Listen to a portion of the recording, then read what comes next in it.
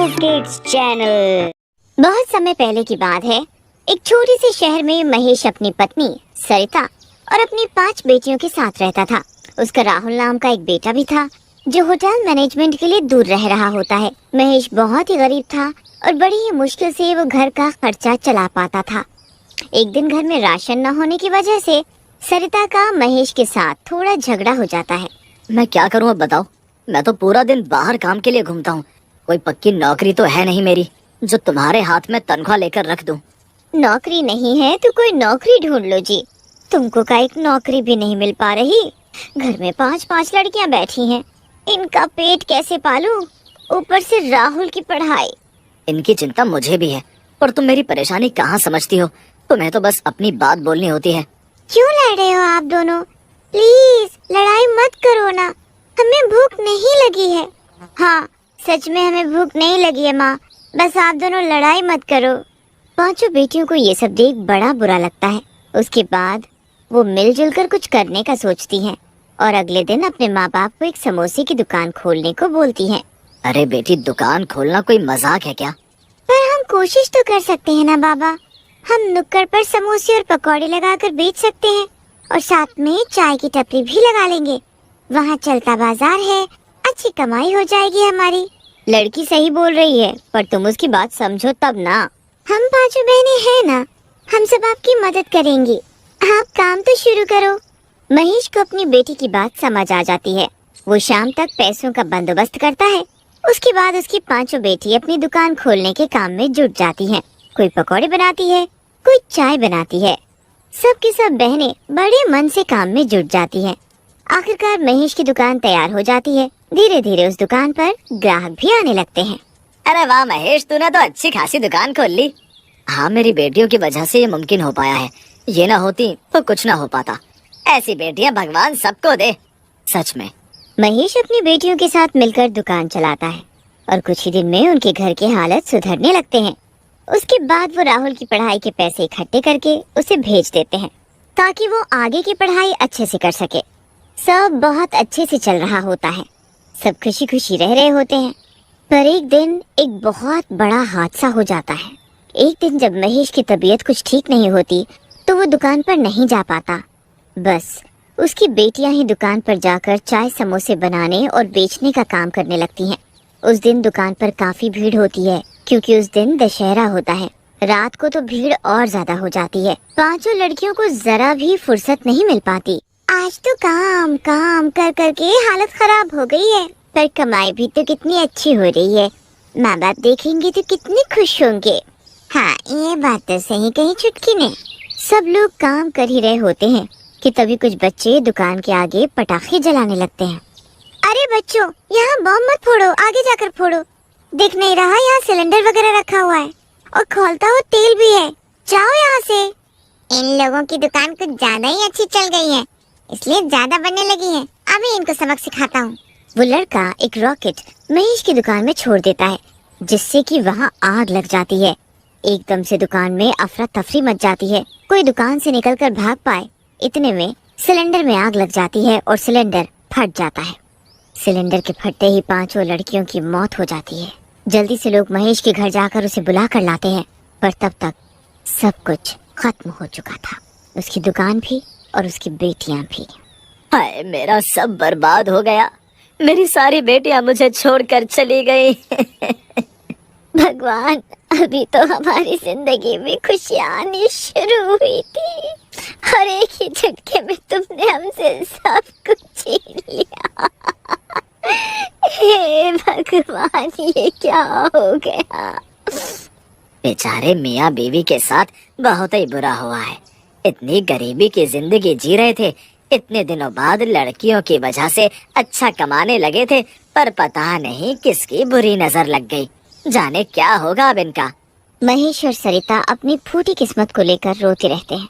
सब कुछ बर्बाद हो चुका होता है और उसके साथ उनके घर की हालत फिर से पहले जैसे हो जाते हैं। उस रात जब महेश और सरिता सो रहे होते हैं तो उनके घर उनकी 5 चुड़ैल बेटियां वापस आ जाती हैं। उनके घर के हालात उनको वहाँ वापस खींच लाते हैं। वो चुड़ैल होती हैं पर उनके अंदर अभी भी बेटियों वाला प्यार होता है और वो अपने माँ बाप की ऐसी हालत देख नहीं पाती। हमें अब अपने माँ बाप की सारी तकलीफों को दूर करना होगा। पर कैसे दीदी?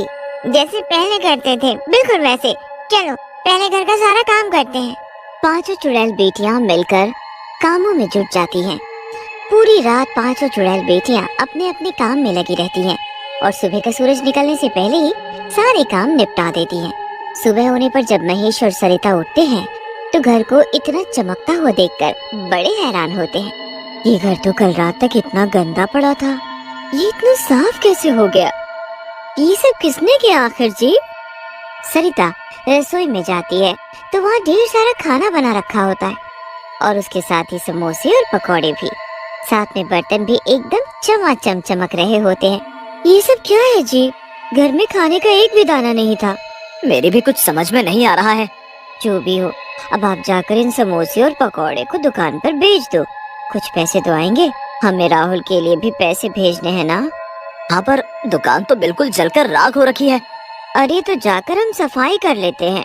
सरिता और महेश दुकान पर समोसे और पकौड़े लेकर जाते हैं तो वहाँ दुकान को चमचमाता देख हैरान हो जाते हैं। आखिर ये कौन है जो हमारी इतनी मदद कर रहा है? जो भी है भगवान उसका भला करे, उसे खुशियाँ दे। सरिता और महेश मिलकर दुकान पर समोसे और पकौड़े बेचने लगते हैं। पहले तो लोग आने में थोड़ा झिझकते हैं क्योंकि उनको तो महेश की बेटी के हाथ के ही पकौड़े पसंद होते हैं। पर फिर धीरे धीरे करके कुछ लोग पकौड़े ले जाते हैं और समोसे भी खाते हैं। रोज सरिता और महेश को अपनी रसोई में पकौड़े और समोसे बने रखे मिलने लगते हैं और ऊपर से उनके घर का काम भी रातों रात कोई कर जाता है। फिर एक दिन उनका एक पड़ोसी भी जब वहाँ खड़े होकर समोसे का स्वाद ले रहा होता है तो अचानक बोल पड़ता है, बड़ी अजीब बात है महेश, एकदम वही स्वाद है जैसे तुम्हारी बेटी बनाती थी। मुझे लगा नहीं था कि तुम बिल्कुल तुम्हारी बेटी जैसे समोसे और पकौड़े बना सकते हो। क्या मेरी बेटी जैसे?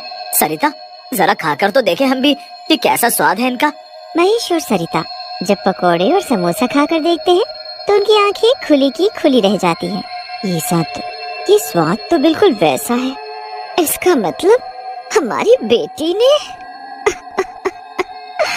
हाँ जी, पर इसमें कितनी सच्चाई है ये कैसे पता चलेगा? आज रात हम छुपकर देखेंगे, तभी पता चलेगा। रात को सरिता और महेश दोनों सोने का नाटक करते हैं। उसके बाद उनकी पांचों चुड़ैल बेटियां वापस अपने घर आ जाती हैं। चलो बहनों, जल्दी जल्दी अपने काम में लग जाओ, हमें जल्दी से सब निपटाना है। हाँ, जल्दी जल्दी करो सब। सारी चुड़ैल बेटियां अपने अपने काम में लग जाती हैं। उसके बाद महेश और सरिता चुपके से अपने कमरे की खिड़की से बाहर देखते हैं तो उनकी आंखें फटी की फटी रह जाती हैं। घर में चुड़ैलें काम कर रही होती हैं। चुड़ैल? हमारे घर में चुड़ैल? हमें कुछ करना होगा सरिता, ये चुड़ैल हमारे घर में आखिर क्या कर रही है? महेश और सरिता को देखते हुए एक चुड़ैल बेटी उन्हें देख लेती है। दीदी दीदी, माँ बाबूजी ने हमें देख लिया है, जल्दी आओ। दीदी? मतलब सच में ये हमारी बेटियां ही हैं। सरिता और महेश कमरे के बाहर आकर खड़े होते हैं। अब उन्हें उन चुड़ैलों से जरा भी डर नहीं लग रहा होता। वो बेझिझक उन चुड़ैलों से पूछते हैं, तुम पांचों हमारी बेटी हो ना? हाँ माँ, हम सब आपकी बेटी हैं, जो उस दिन उस धमाके में जलकर मर गई थी। आपकी ऐसी हालत की वजह से हमें मुक्ति नहीं मिली। जब तक हम आपकी जिंदगी सुकून से नहीं भर देंगे, हमें मुक्ति नहीं मिलेगी। उसके लिए मैं हूँ ना दीदी, इनका बेटा और आपका भाई। मुझे इन लोगों ने कुछ नहीं बताया कि आप लोग इस दुनिया में नहीं रहे ताकि मेरी पढ़ाई खराब ना हो। पर क्या वो आप सबसे ज्यादा जरूरी थी क्या? बेटा राहुल, मैंने सब सुन लिया और सब देख लिया। मेरी बहनें मरने के बाद भी अपना फर्ज निभा रही हैं और मैं जीते जी ना कर पाऊँ तो क्या फायदा। अब मैं देखभाल करूंगा आप सबकी। मेरा होटल मैनेजमेंट की पढ़ाई खत्म हो गई है। अब मैं यहाँ बढ़िया सा रेस्टोरेंट खोलूंगा और अब सब कुछ अच्छा हो जाएगा। सच में राहुल जैसा बोलता है वैसा ही करता है। सब ठीक हो जाता है और तब जाकर पांचों चुड़ैल बेटियों को मुक्ति मिलती है।